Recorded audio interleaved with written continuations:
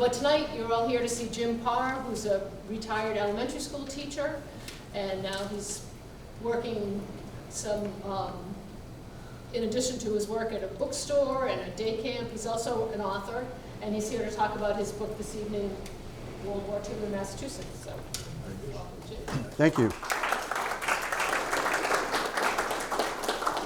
All right, thanks everybody for coming out on this bizarre night. It's actually my largest crowd ever, so maybe I need weather like this all the time.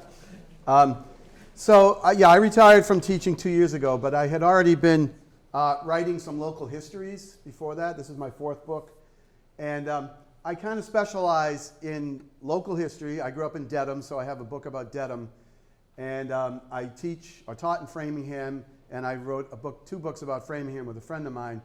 And I try to find the oddball stories, the stories that might be a footnote in a like a bigger history, or the stories that might be in that old Sunday newspaper feature of Ripley's Believe It or Not.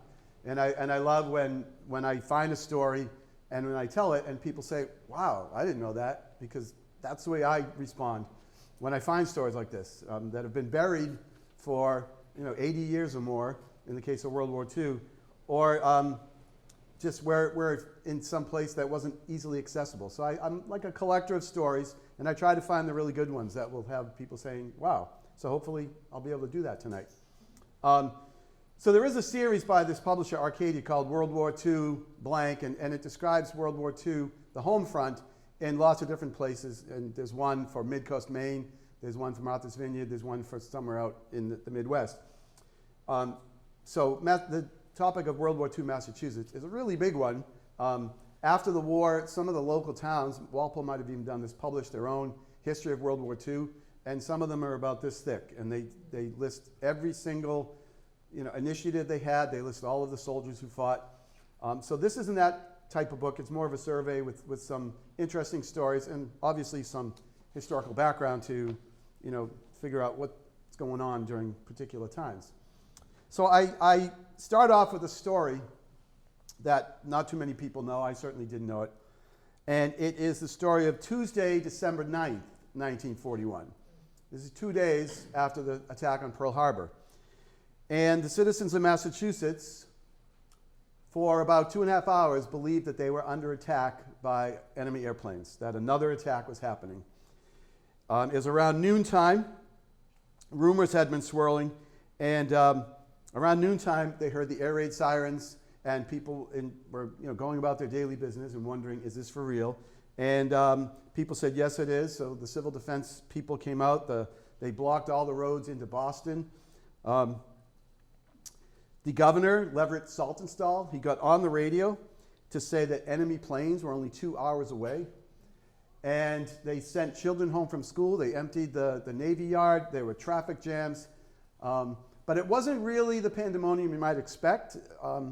And after it was all over, this was actually a silver lining in this. So about 90 minutes after the first warning, it was learned that there was no attack. There never had been. It had been a mix-up from Marshall Field in New York, where they had confused some orders or messages they got from Washington, D.C. And so they sent on this warning that there was a real attack. But it was around 2:30 when the all clear was given, and they realized that this was just a false alarm. However, they got to rehearse something that they had actually been prepared for over a year. Despite the fact that Pearl Harbor happened December 7th, 1941, they had known for some time that we were most likely going to be brought into war. And so it was actually in August of 1940 where they formed the Massachusetts Committee for Defense, or for Safety Committee, and then each individual town started to form their civil defense committees and have their civil defense plans of how to deal with basically an enemy attack. So a lot of what we're going to see is people responding to the threat of enemy attack. So I want you to remember that day when we get to the end of the slideshow, when the war is over, because this is the reality that people had living in Massachusetts and the whole country for 4 years, is that any moment it could be a real attack. and they just had no way of knowing. I kind of compare it to the early days after the 9/11 bombings, where it was a lot of confusion. There was a lot of rumors going around. There was a lot of fear and anger. So think about that if you experienced that, but it went on for years. And people carried on, they adapted, and they were able to come through, as I think from what I've read, like unified and really they worked together from the soldiers from Massachusetts who were fighting to moms and dads to grandmas, even to the family pet. And we'll talk about that in a little bit as well.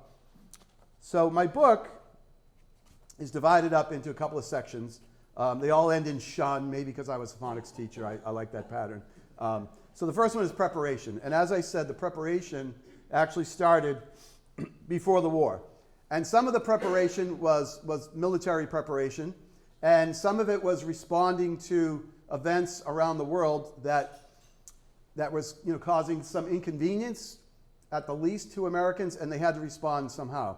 So I have a timeline in the book of many, many more events, but this is looking at 1940 and 1941, and some of the more notable ones I have bold-faced. So in 1940, this is even before Hitler invaded Belgium and the Netherlands and France fell. We started building up. Westover Field was a brand new military facility that was started in April of 1940, so this is a year and a half before the war began. The first peacetime draft was in September of 1940. This is the first draft since the Civil War. Men ages, at that time it was 21 and up, had to report, and they would serve for 1 year. Of course, that changed as the war went on. Camp Edwards had already existed since World War I, but it was greatly expanded. It was leased to the Army for 99 years, and it ended up being the largest encampment in Massachusetts. Moving down to 1941, I'm going to skip down to another military event, which is the USS Massachusetts was launched at the Quincy Shipyard in September of 41. And then I'm going to go back up. You see, on August 8th, silk production is halted, and right below that, below that is the nighttime gas sales. So this is when the consumer started to be affected by events on the other side of the world. And I put them in because they show that people just never knew what was coming next. And so in order to really survive this on the home front, you had to be aware of what was happening with restrictions and rationing and closures. And a lot of that information came either from the radio or the newspaper. So the silk production, imports from Japan had stopped. Domestic production was stopped in August so that they could concentrate on using silk for war materials. All right, I'm just going to skip ahead there. Oh. And so the biggest impact this had was on women who wore silk stockings. Silk stockings were part of almost every woman's everyday wardrobe. And nylon stockings had been around for about a year, but they hadn't quite caught on yet. So there was a run, no pun intended, on silk stockings. And women started to hoard them, and when they knew this was coming. And so this ad here that says V stands for victory, not for vanity, that's actually an ad from the Boston Globe for the Gilchrist department store for their victory stocking. And it was an open letter to the women of America to all pitch in and be patriotic and buy their nylon stockings. Next to it is a picture of some, and below that, there are some women who decided they're not going to go nylon, they're not going to hoard the silk, they just went without any stockings at all. So these are women working in Boston. So maybe a little scandalous at the time. Next to them we see some youths from Maine. They came down for a Red Sox game, and they did not realize that just a few days after the silk ban, they had banned nighttime sales of gasoline.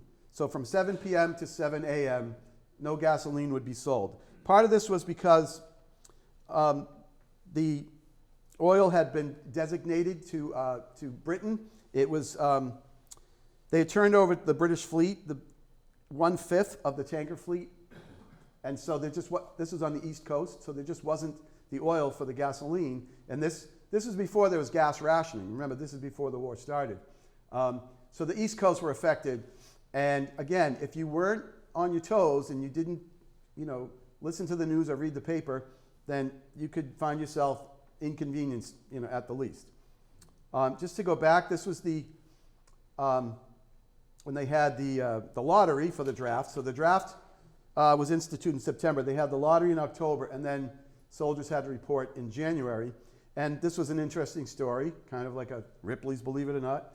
This man, Arthur C. Flagg, his number was pulled, number 158, just like his father, his number was pulled number 1 for World War I.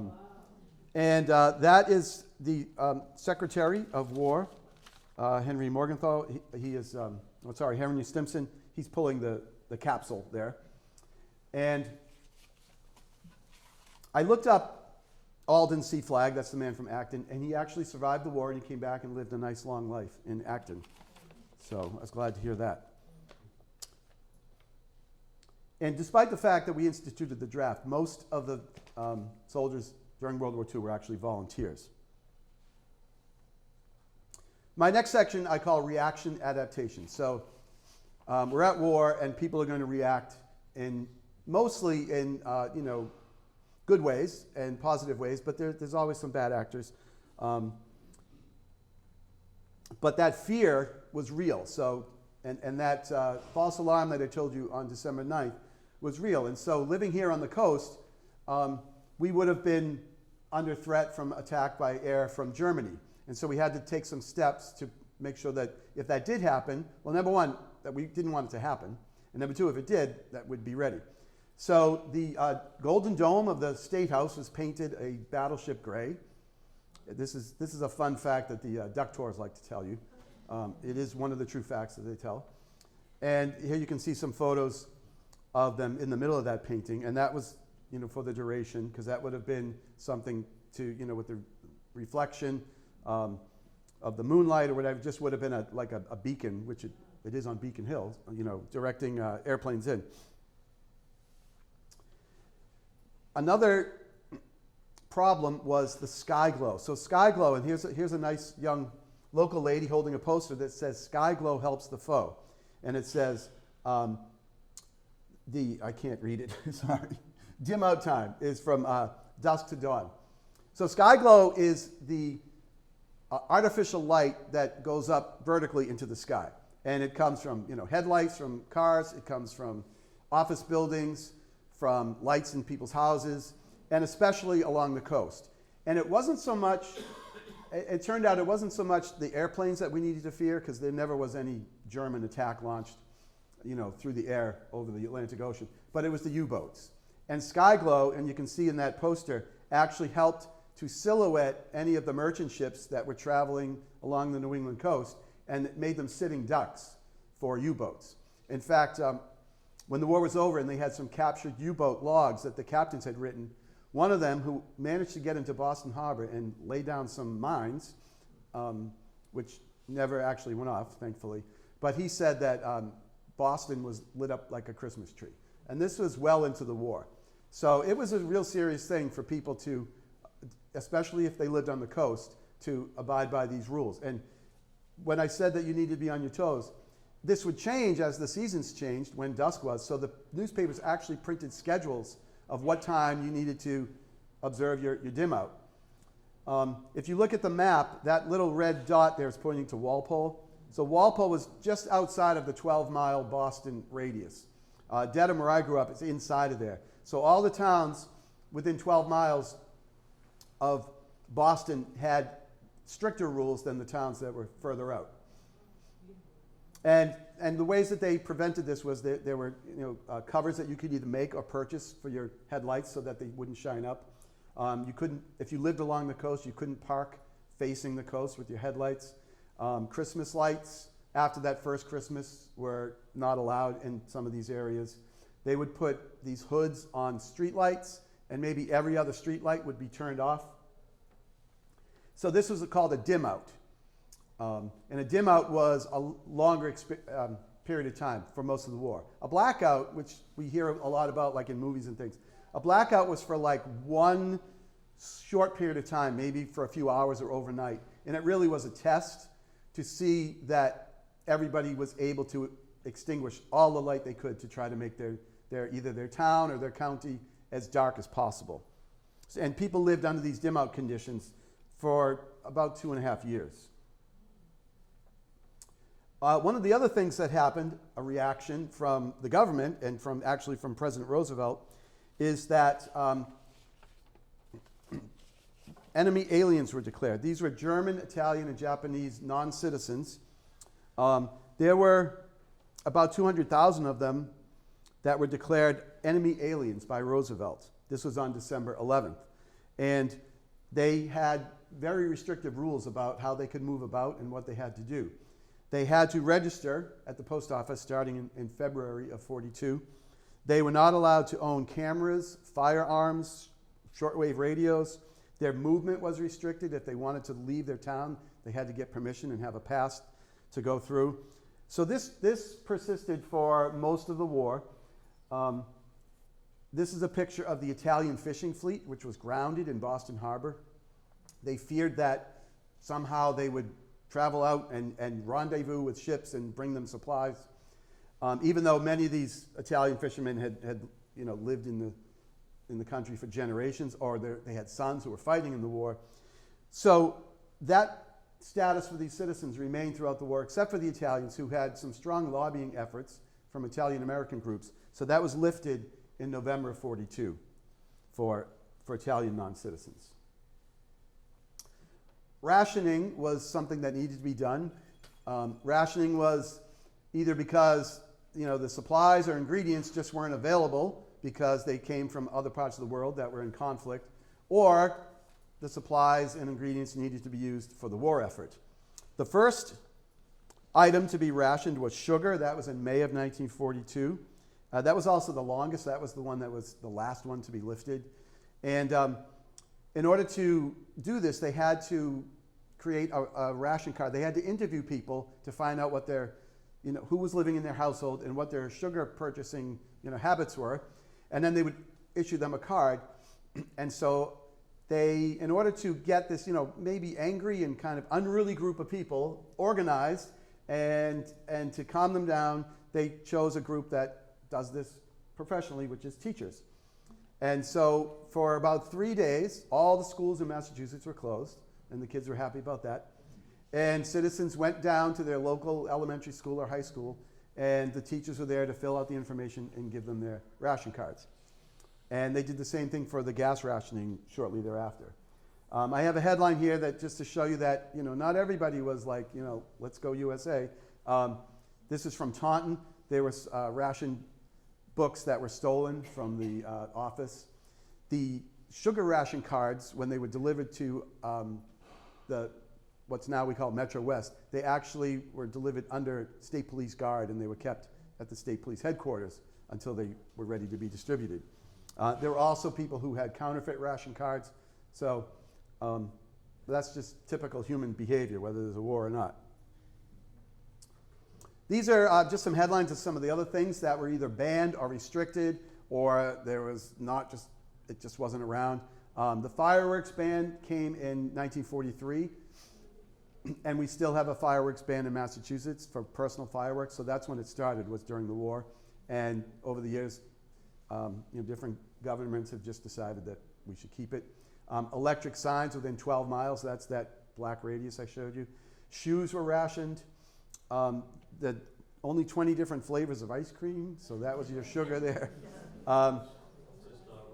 Bicycles were rationed, and each town was given a quota of how many bicycles they could have. And it seemed to be kind of random because there were some cities like Quincy that had many, many workers going to the Navy Yard, and they had far fewer bicycles allotted to them than some other towns that didn't have all those workers.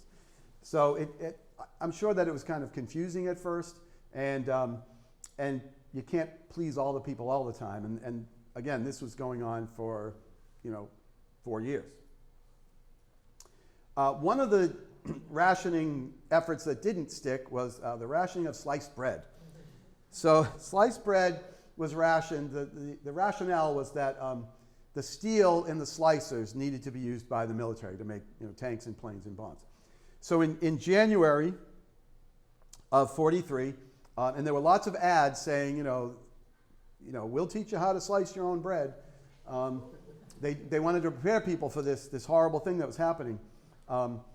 Sliced bread had been around since 1928, but it had really taken hold, and it makes me understand that saying, the greatest thing since sliced bread, because people got up in arms about this. They were really, really upset.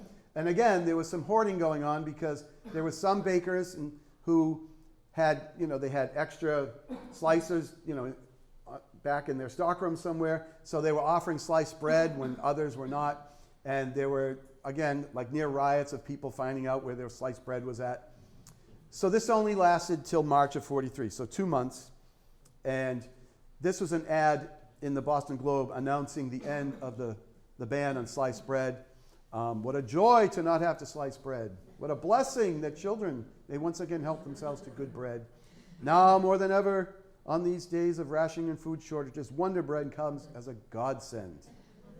So the people had their sliced bread back. So in the adaptation part, so rubber is rationed.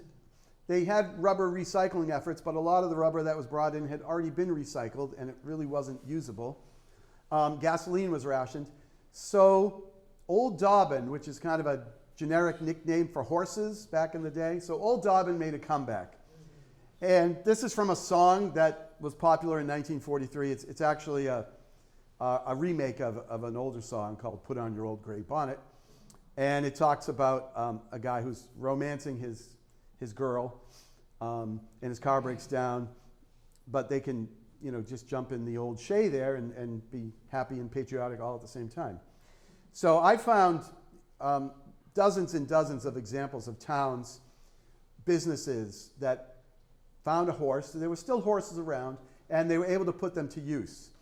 They, like the Boston Herald, all of their deliveries to their wholesalers, to their newspaper distributors, were done by horse and wagon. In fact, they had a fleet of wagons manufactured just for this purpose. Most of the cities and towns had not seen, substantial horse traffic in over 20 years.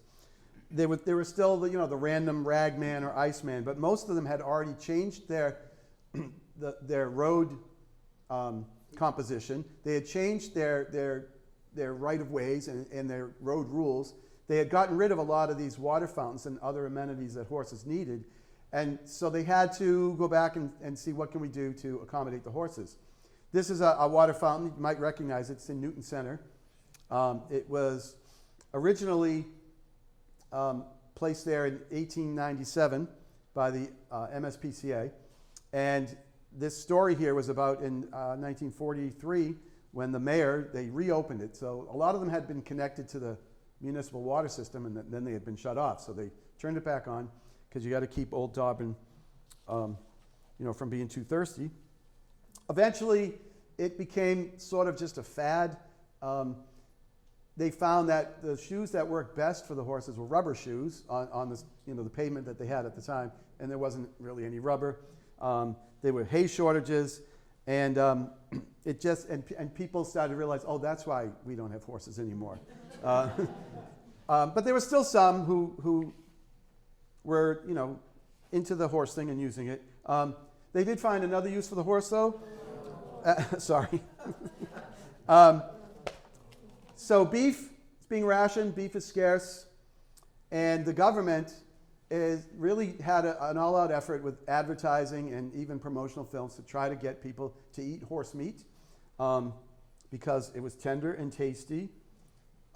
They had different, you could have a cut just like your beef steak, your porterhouse sirloin. It was cheap. You didn't need ration points to use it.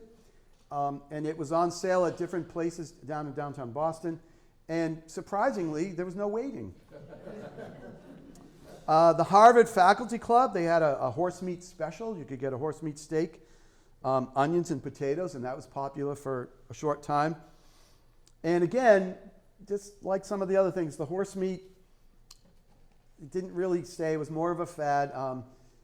people started to take advantage. They were trying to pass off horse meat as beef. So there was a regulation in the city of Boston passed where the lettering on your package had to be at least an inch high, so people knew what they were getting. You could not sell horse meat as ground meat. And then there was black market horse meat, and so the horse meat prices went up. And it was just another one of the little strange things that this war caused to happen, far, far from the battlefronts. My next section is participation. There were lots and lots of things that citizens could do, and many, many citizens did participate in all of these things to help on the home front. One of them they could start doing even before the war was to buy war bonds.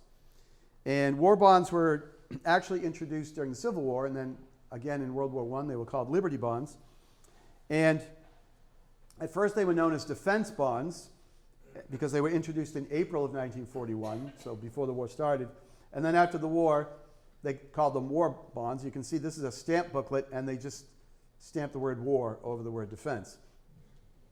There were lots of ways that everybody could buy war bonds. You could have the money taken out of your payroll. You could buy them at war bond centers or at banks.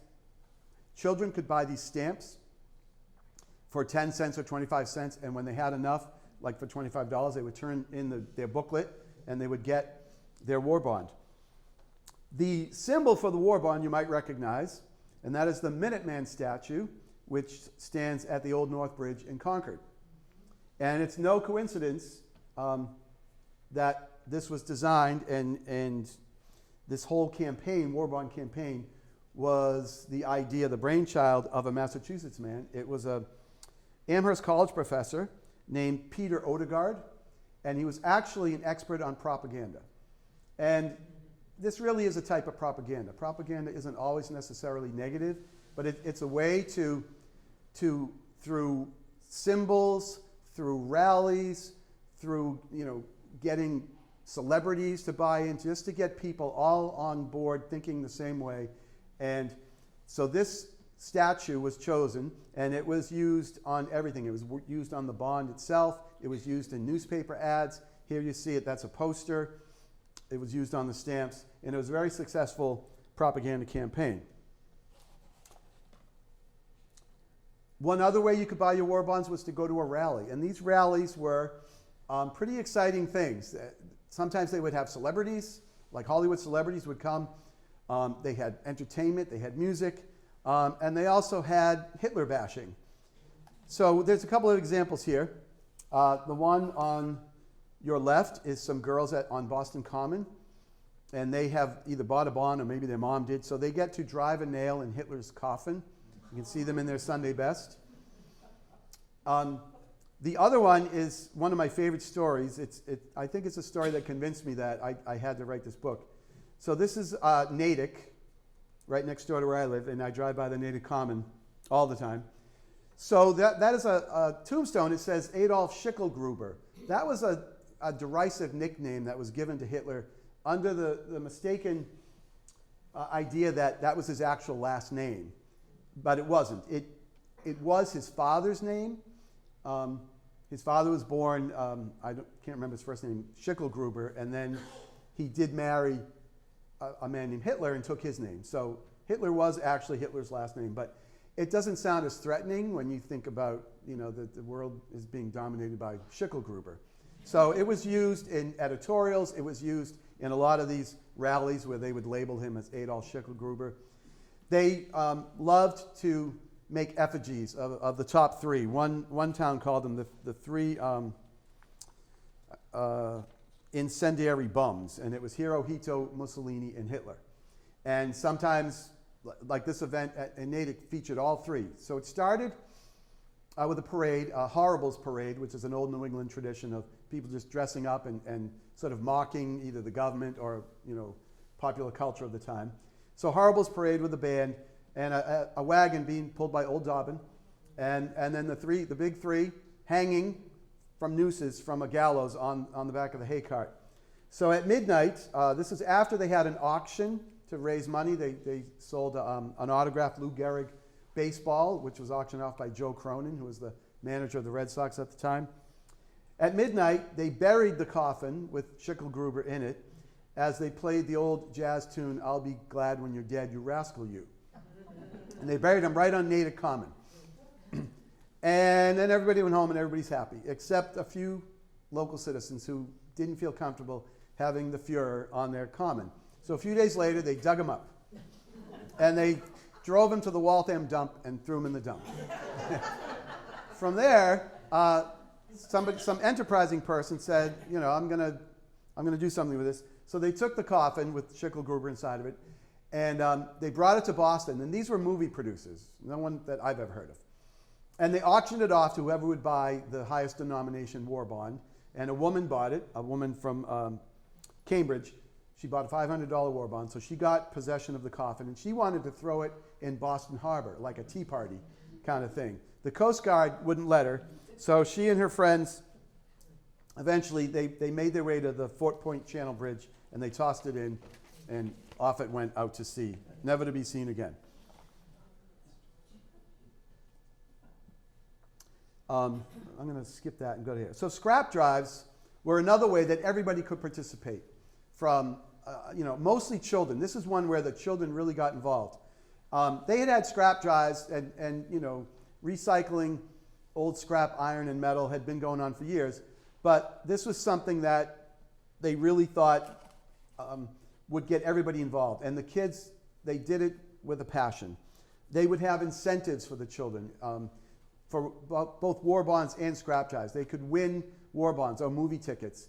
Some of them got to go to South Portland, three children, one from Norwood, and they got to christen a battleship that had just been launched.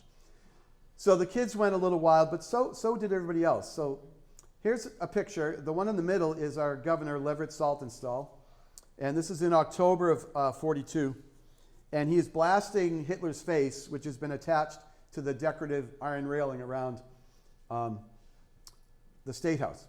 And you can see the gray dome in the background. And they actually, they got, several tons of scrap from this. So a week later, Mayor Maurice Tobin, not to be outdone, that's him, and he's blasting the decorative fence that stood in front of Old City Hall, which was on School Street. You might know it became a restaurant, was it Maison Robert? And I don't know what it is now, but it's still, the building is still there. But he managed to set his shoes on fire. And it was funny, and everybody had a laugh. And then after the book came out, I was reading some of the stories again, and I found this headline, oh yeah, he burns himself. Yeah, I know that story. And wait a minute, that's a different date, because he actually did it twice. So, but what happened was, instead of getting scrap metal, people would just get any metal that some people thought might have had some use. And so that's why I'm going to go back to this picture. So this is the Concord Free Library. The picture on the left is an old postcard from the early 1900s, and you can see that decorative iron fence around there. And if you go there today, you will see these granite stones with holes in them. And I wanted to find proof that this is what was done, because I had heard that years ago, that, oh, you go in a cemetery and you just see like what used to be a fence there. Oh, they used those for scrap in World War II. So I looked and looked and looked, and I finally found that Concord did have a junk rally week, and they had a parade with Schicklgruber. And during that parade, they ceremoniously lifted this fence and threw it in the scrap heap. And they would bring it to Boston, and then they would auction it off to junk dealers who would then sell it to the government, and perhaps use it for tanks and bombs and planes. It probably was not used for defense as much as people thought it was, but it was certainly a morale booster. So if you are anywhere around town and you see evidence where there used to be an iron fence, most likely it was dismantled and thrown on the scrap heap. Now, here's a little Walpole story I found. So on the left is a story from Dedham, my hometown, where they took a cannon, which was a relic from old Ironsides, but I have the feeling that if every cannon that people said was from old Ironsides was actually from old Ironsides, that ship would have had a couple of million cannons on it. But anyway, so they wrote on it to the Axis from Dedham, and they donated their USS Constitution cannon to the scrap drive. Then we have Walpole. They disagree that the cannon and the town bell is scrap. So maybe, and I did research this a little bit, and I did not find an answer, so maybe someone in this room knows the answer to this. It says the salvage committee's proposal to convert 2 old cannon and the town hall bell into scrap for war purposes is meeting opposition. Members of civic organizations said the articles had historic value. They contended that 1 cannon came from the famed frigate Constitution, and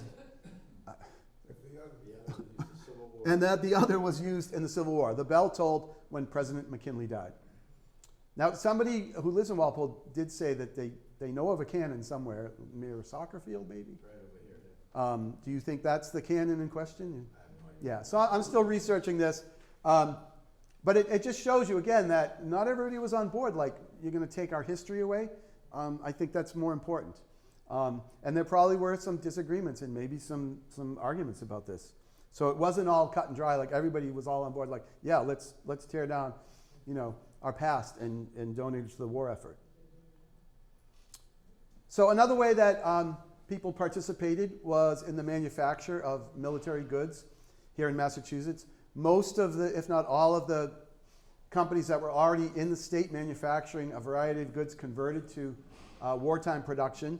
Just way too many for me to include in the book, so I tried to get some good examples. And one of them that I found very interesting was, this is the Assembly Square Ford plant, which today, or at least recently, was the Assembly Square Mall in Somerville. And they made this military vehicle called a Bren gun carrier. And that is actually a picture of them rolling off of the assembly line in Somerville on the top. That is an ad from the Globe when they were awarded the coveted Army-Navy E for Excellence Award. And these military craft were used mostly by British forces. The color picture is actually a Bren gun carrier that is in the American Heritage Museum in Hudson. If you've never been out there, you should definitely check it out. It's quite an amazing place. And they have one on display. There were lots of other examples.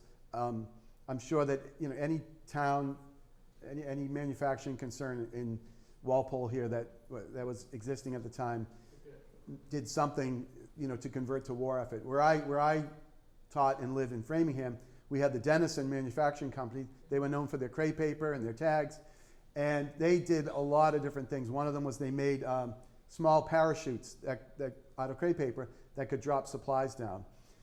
Some of them continued to make their regular old product, like Necco wafers. They just ramped up the production and sent them to the soldiers, whether they wanted them or not, because some people have a love-hate relationship with Necco wafers. And then, of course, people participated by enlisting or being drafted. And the families would show that they had service members by displaying one of these service flags, which I have here on the podium. A service flag you would have in your window, and you would have a blue star for every member of the family who was in service, and then a gold star if they passed away or died during the war. The big one here is actually on the old Globe building in downtown Boston. And so companies, and sometimes city halls even, would have a giant flag with the stars and put the number of people who were enlisted and the number of people who were killed. Probably the award for the most stars goes to a woman named Annie Jordan. She was a widow from Jamaica Plain, and there was an article I found about her placing the 10th blue star on her flag for her 10th son who was in the service.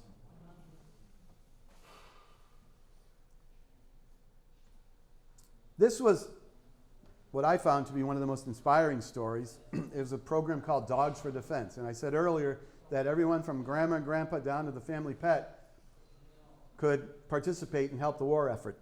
So in January of 1942, so this is only a month after the war started, Harry Caesar had this great idea.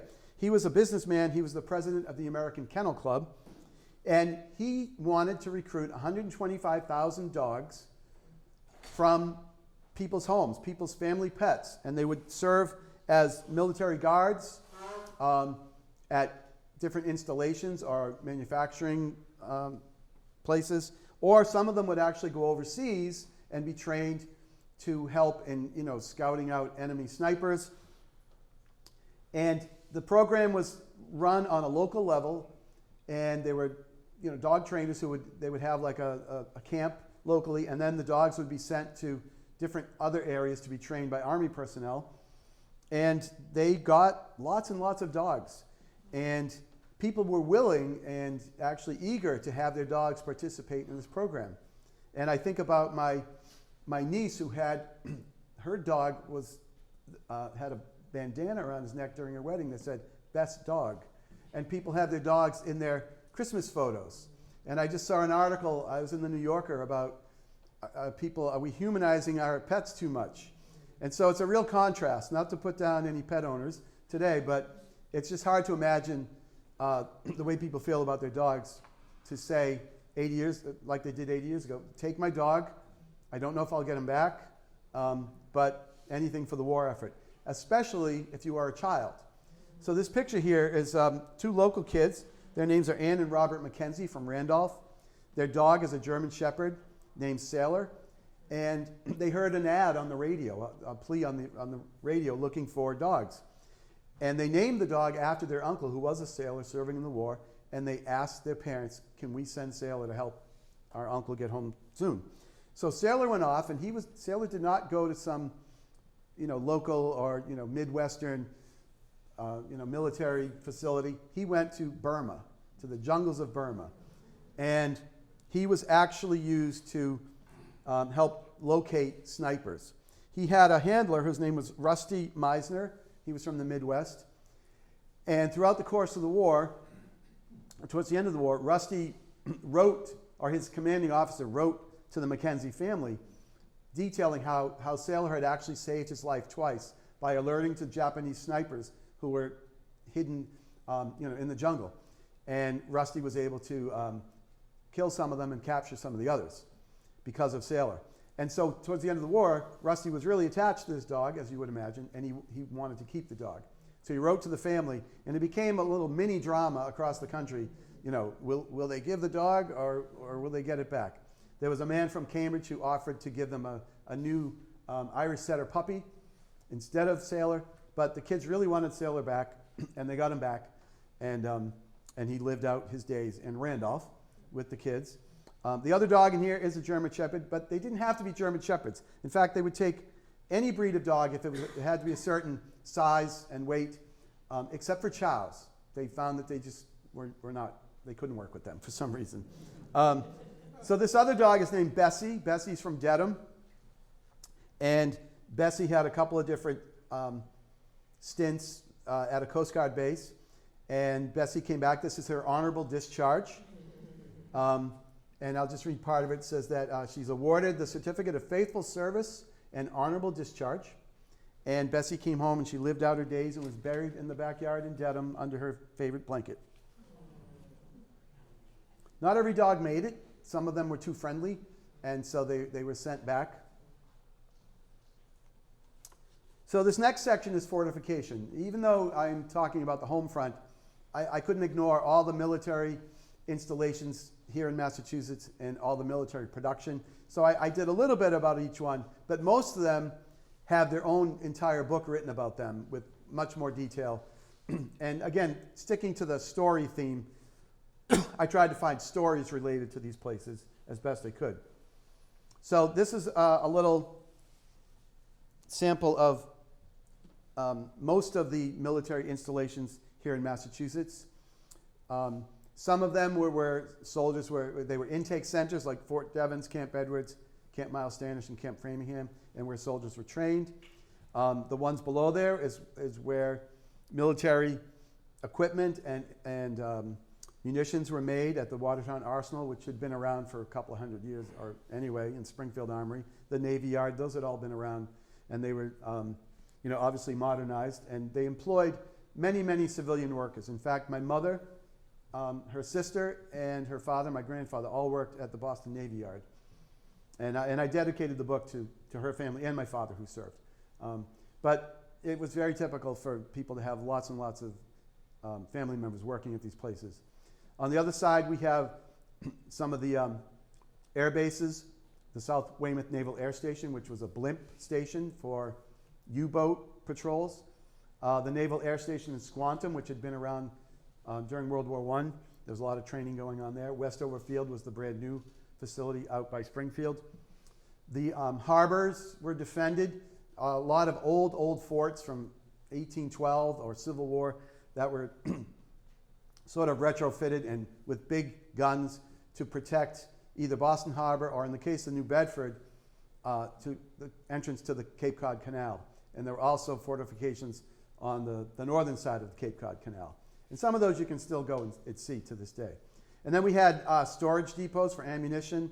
In Hingham and Maynard, these were brand new facilities, and they, just to show you another side of the war that people don't think about too much, we're going to go to this one. So this is the Army Depot in Sudbury, Maynard, Stowe, and Hudson, 4 towns, but the people in Maynard called it the Army, the ammo dump.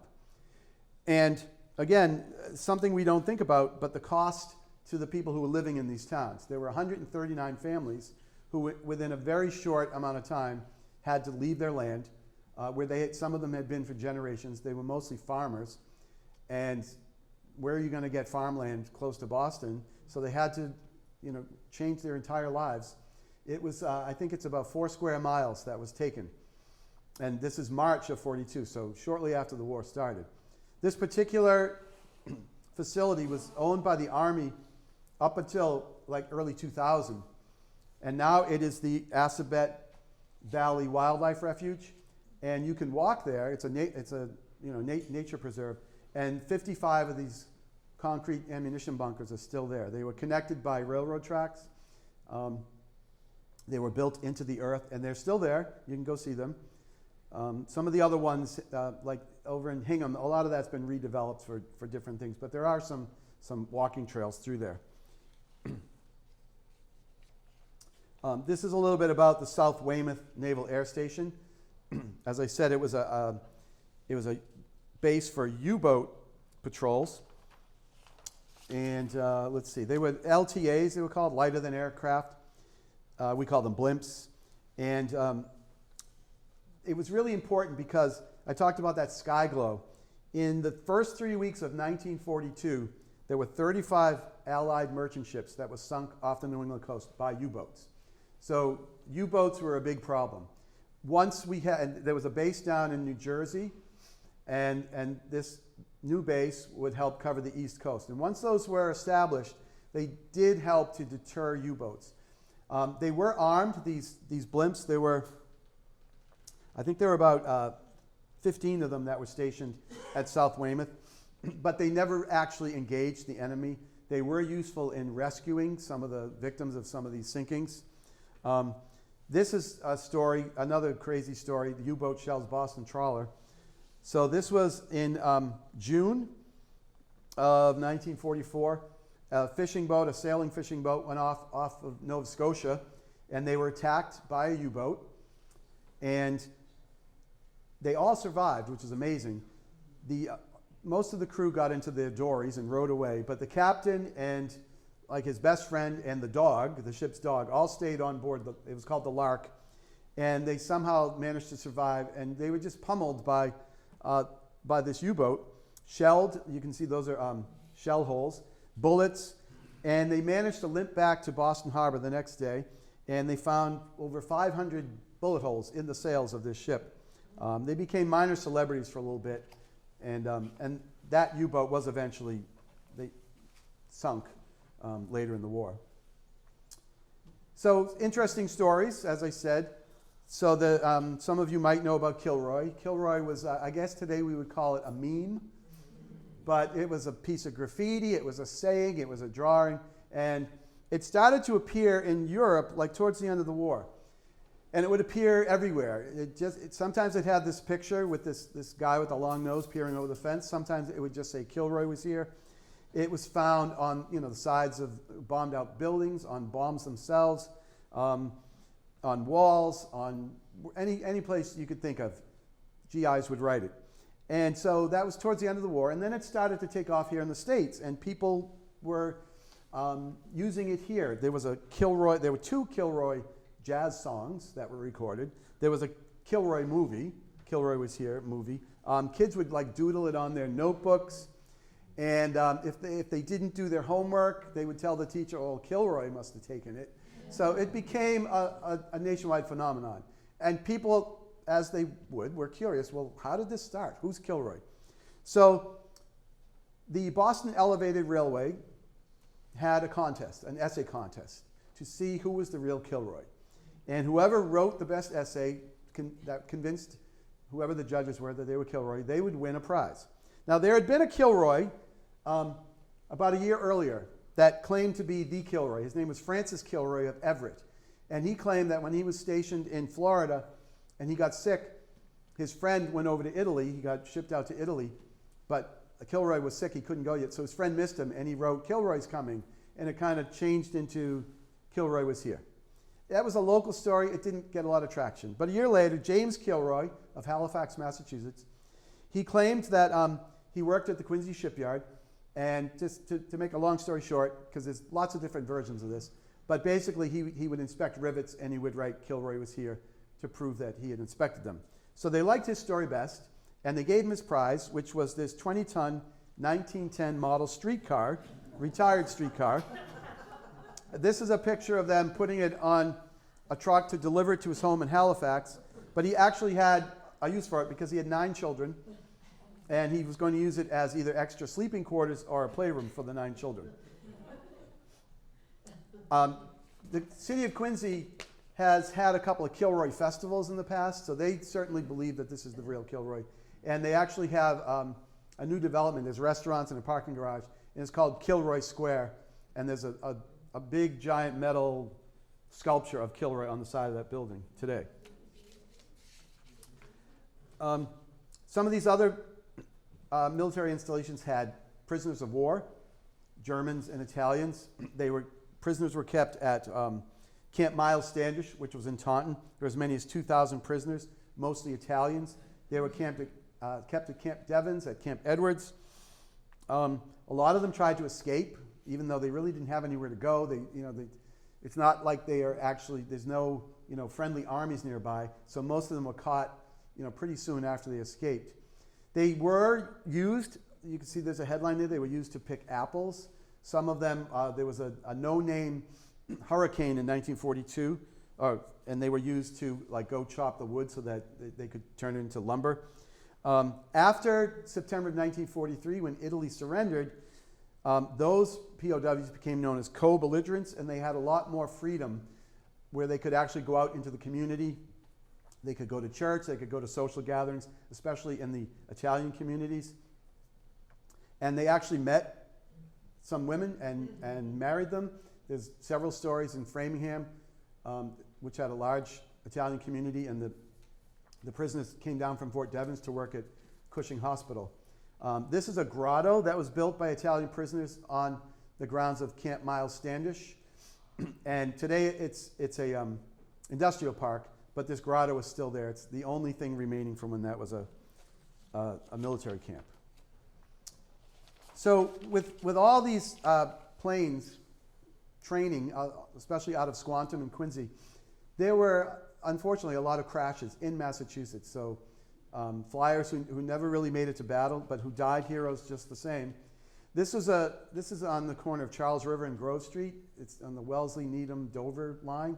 It's a place where I passed by frequently to take the back roads to Dedham. And I saw this British flag and didn't know anything about it until I started researching the book. These were 2 British flyers who were flying out of Squantum. It happened to be on D-Day, June 6th of 1944. And their plane crashed. There were 2 planes. Their plane started sputtering, and lots of people came out. There were eyewitnesses. And there were a couple of boys who saw it, and they started running after the plane. And the flyers actually were heroes because they made sure that they waved the boys away. The plane crashed, and they were killed. They're buried in Everett. And for reasons unknown, it was kind of forgotten because I think, not that people were used to this thing, but it was a time where you could just be walking on your farm in Needham and a plane could fall out of the sky and kill you. And people knew that, they were aware of that. So when it happened, it was just another incident in the war. And it wasn't until, I think, 2005 when this memorial was actually placed. Those are some of the other memorials around the state where there are flyers or soldiers who were being transported who died in plane crashes over Massachusetts. The worst one was, let's see, I'm trying to find my plane crash here. The worst one was in Peru, Mass. in 1942 when 19 paratroopers and crew were killed. So there's a big memorial there. It's a place called Garnet Mountain, and they have a memorial to them there. The Haverhill one was interesting. This was a young man from Haverhill who was training at Swanton, and he told his family and friends that he'd be flying over Haverhill. So everyone came out to see him, and unfortunately his plane had a problem, and he crashed. But he did fly away from the city and landed in kind of a sparse area. And his memorial was just like right when my book was going to press, I read an article that they were dedicating a memorial to him in Haverhill. So 80 years later. All right, we're going to skip that. So we get to the end of the war. I call celebration conclusion. And Victory Europe Day, which came in May of '45, it was pretty wild, but it was a little subdued because we still had work to do in Japan. And Victory Japan Day, VJ Day, which came in August, they pulled out all the stops. And this is where I want you to think back to that day on December 9th, which I think is more impactful in some ways than the bombing of Pearl Harbor, because it came close to home, where people felt like we are about to be attacked. And living under that fear for all those years, it's hard to imagine just how they felt when the war was over. And so you can kind of excuse some of their behavior a little bit. One of the favorite things to do was to throw women into the frog pond, especially for sailors. And this is not the only example I found of sailors throwing women in the frog pond. There were other sailors. There was one sailor who was dancing out on the fifth floor balcony of the Hotel Terrain till his more level-headed friend pulled him in. There was beer flowing in the streets. People would grab anything they could and bang pots and pans and have parades. They were burning effigies everywhere. It was just pandemonium. There were about 1 million people that went into Boston. And I remember my mother telling me, so she would have been 17 at the time, and her brother, who had been in the Navy, he was home, and he took her into Boston, and it was just, it was crazy. And so with that, it might explain why, there were some kind of strange stories that came about on VJ Day. And this is one of them, another strange story. So on that day, a 16-year-old named Charlie Spatavo, and he was from East Boston, and he had to go to the Common to sell his newspapers. That was his job. That's Spataro, sorry, Charlie. So he went there a little bit early to watch what was going on because he knew it was going to be exciting. While he was waiting there with his papers, a young woman, very well dressed, about 25 years old, she came up to him. She was carrying a baby, like maybe 3 to 4 months old. And she said, "Charlie, will you hold my baby?"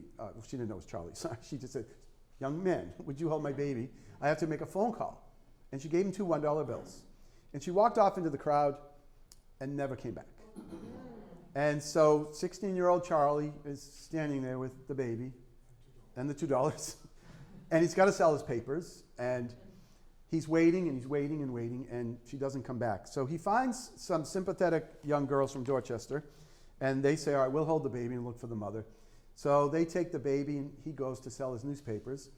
So then he comes back with the girls, and they're like, "What do we do?" So they go to the local police station, which was on Joy Street, and they brought the baby there, and they told them the story. So the next day, it was all over the papers. They nicknamed him Little Mr. Victory. Some people called him Douglas, after Douglas MacArthur, but Little Mr. Victory is the name that stuck. And for the next couple of weeks, this was, again, a drama that played out across the country. Who is Little Mr. Victory? They had some clues. He was well-dressed. He was in good health. And his clothes were, they had some markings on them. They took his footprints and his fingerprints. They did go up to Maine. They had a lead that sent them to Maine, one down to Rhode Island, and nothing panned out. And then it's the story, because I'm reading this in real time in the newspaper archives, which is where I do my research, and then it just ends, and there's no more stories about Little Mr. Victory. Because most likely, he got put into the system, and then probably because of privacy, we don't know what happened to him.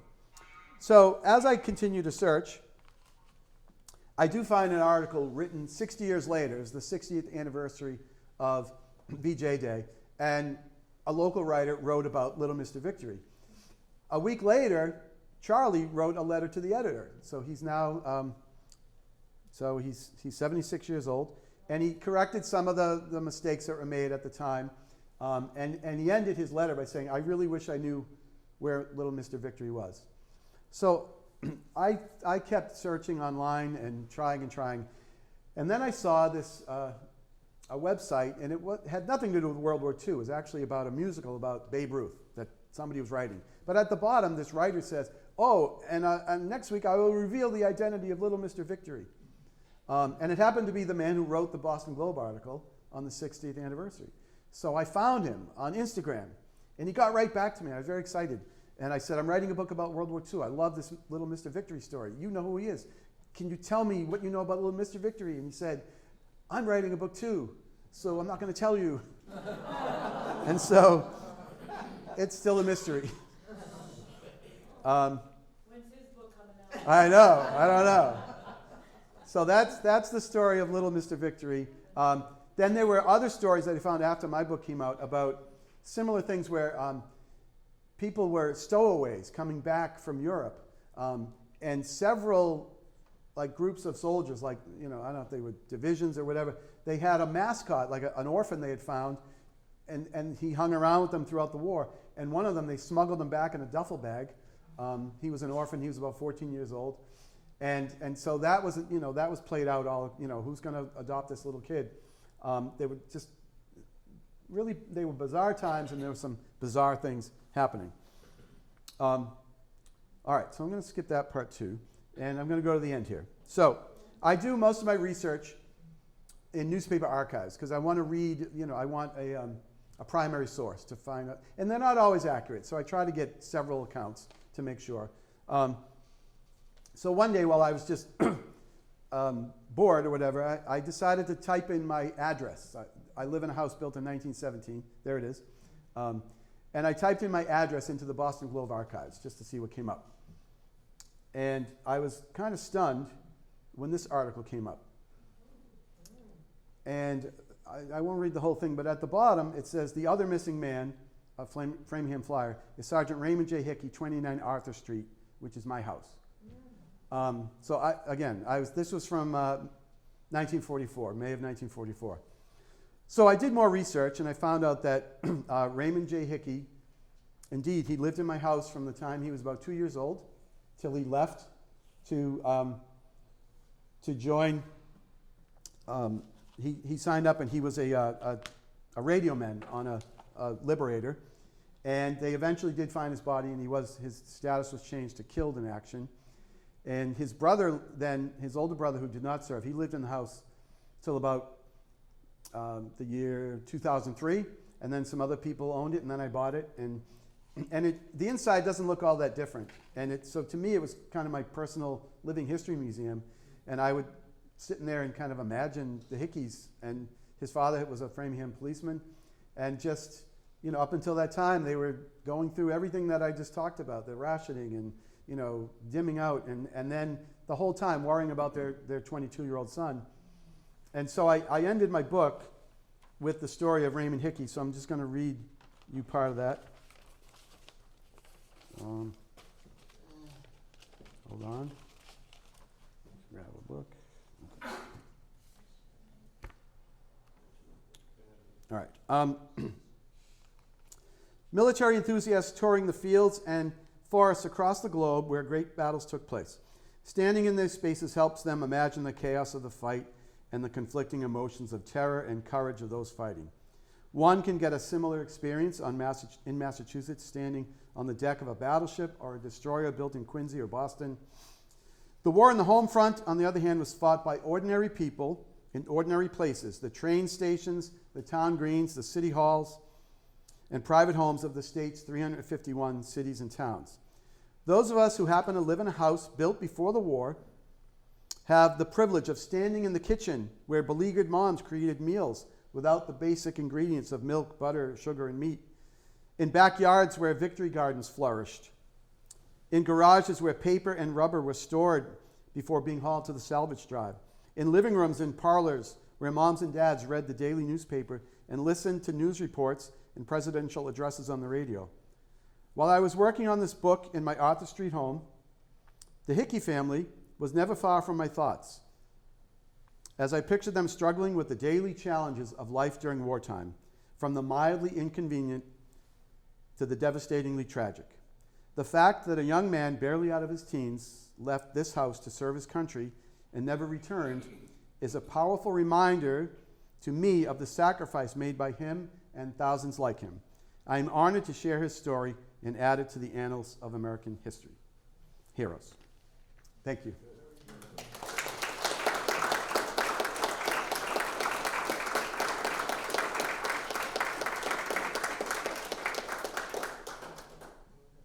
So, do we have time for questions?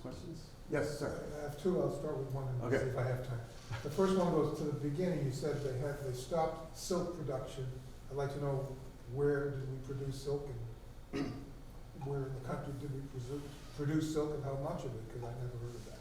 Yeah, I don't really know how much of it. There was a place I know in Taunton that produced its own silk, and they would sell locally, and then they actually had to shut down. It probably was a small enterprise. Most of it was imported from Asia, Japan. I see. The second one is Bessie the war dog. Her Yeah. certificate said, had a tattoo number. And I'm going to presume, see if I'm right, they couldn't wear dog tags like people do because they make noise. So Yeah. they actually ink tattooed the dog with a number? That I didn't investigate, but it sounds like that's probably what happened, yeah. Okay. Thank you. You're welcome. Yes? I've been in a business that gets involved sometimes in church steeples, and a lot of bells disappear with no records, especially during both World War I Right. and World War II. There's the air mill up in Lawrence. That bell, nobody knows where it went, and it was like 48 inches in diameter. And those are cast bronze. That would go into shells. It was Right. a very valuable piece of material. But we come across a bunch of projects like that. Right, and Nobody knows where it's. sometimes they would make a big deal out of it to get people's the spirits up, and sometimes probably they just take our bell. But no, you're right, and there were lots more examples from other towns where libraries with their there were actual plaques, memorial plaques in places that were taken down and thrown in the scrap heap. Yes. You mentioned Ford Motor Company in Somerville in their assembly line, but did you see any other research tell you about maybe the fabric mills in Fall River or Lowell and what part they may have played in?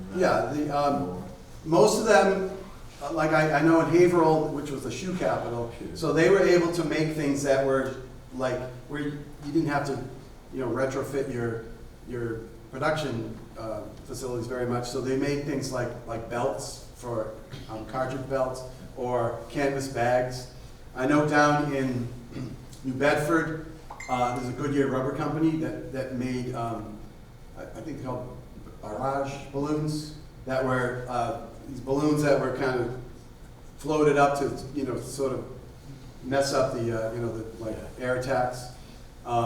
So yeah, anything that people are already making, if they could adapt that and then make something that was again useful for the Army, they absolutely did. Yes. What was the rationale for not having sliced bread? I mean, you've got the bread, Yeah. you've got the machine. I know. Was there any rationale? Well, like I said, what I read, it seemed to be that the steel in the slicers was too valuable, and that people could adapt. But it reminded me of, if you think about the early days of COVID, when people, part of it was well-intentioned, and they just didn't know. Yeah. And some of it was maybe overreach that you know, people can't have anything. But I think they misjudged the reaction that people would have. And they said, and this is, you know, this would be the Office of War Production that said, well, we've rethought it and we think that, you know, but really it was because people were up in arms. It only lasted 2 months. You need a really sharp knife to slice squishy one.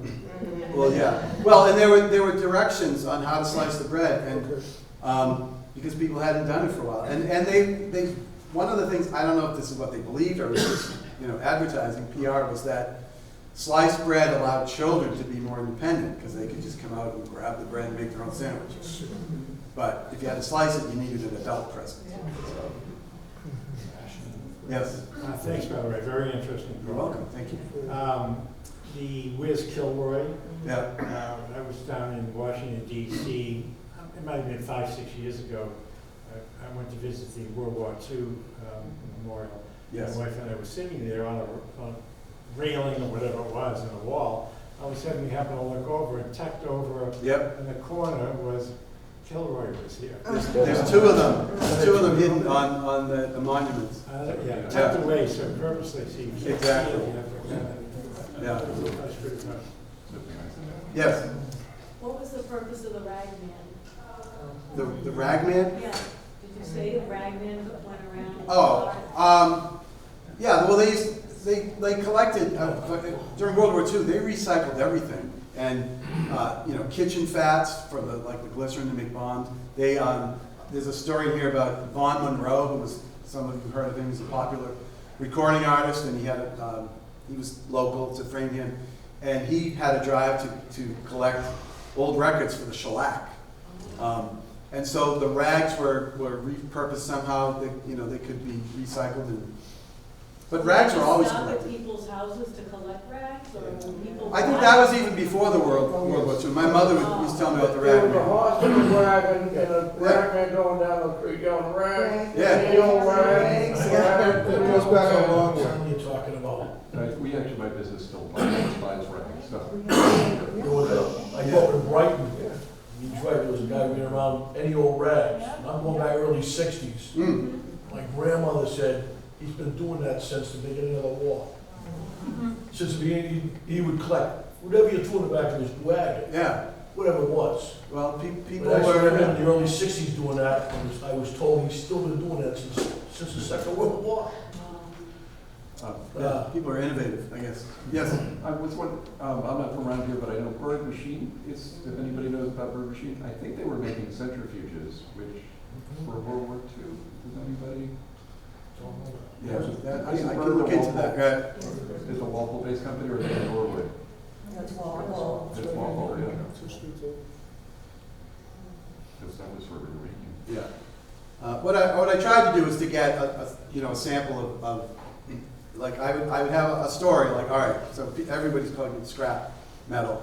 So I wanted to get an interesting story, and I wanted to get maybe smaller ones from different parts of the state to show the whole experience. And it was a little bit different for people living closer to the coast than it was for people living further inland. But for the most part, it was pretty much the same experience.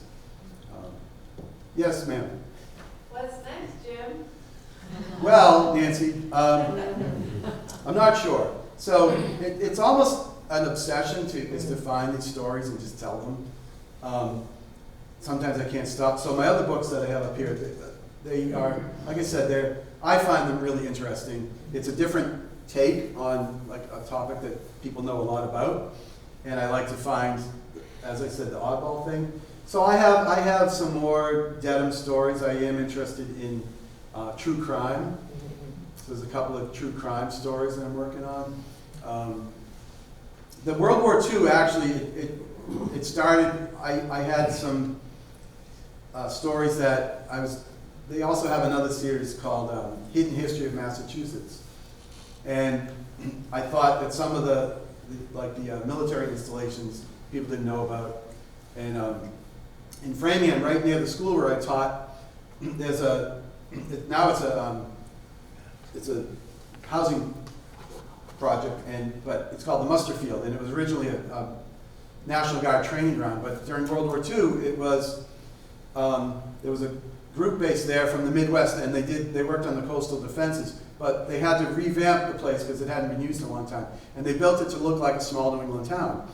And so they had barracks that were actually, that looked like houses. And they had a church that was used as a church, but they also showed movies. And after the war, that church was taken apart and brought down to Marshfield because the church had burned down, which is St. Anne's of the Sea.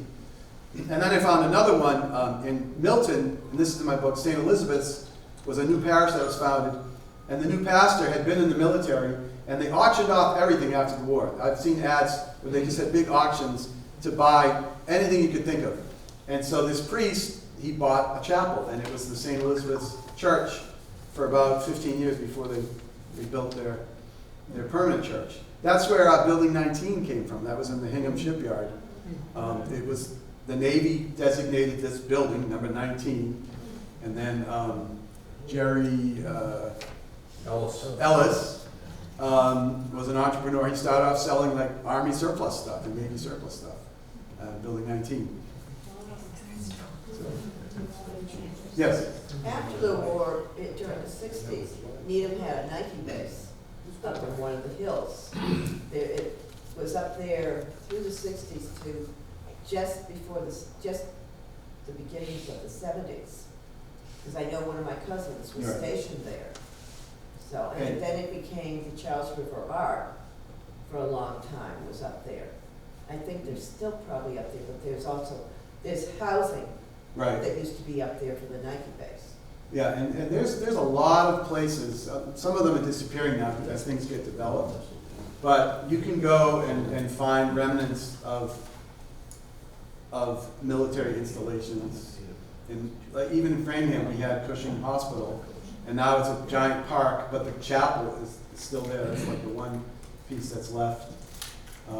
If you go down to Cohasset and Hingham, there are some remnants of the ammunition storage place that they had there. It's sort of dangerous down in Hingham. There's some places where Yes. you're not supposed to go off the trails. Right. Yeah. Yeah, I have a cousin who, I think the New England Model Railroaders have a building there that they use. That was part of that complex. And, thank you very much. Again, this is like my biggest crowd ever. If you are interested, I do have books for sale. I'll be down at that table in the back.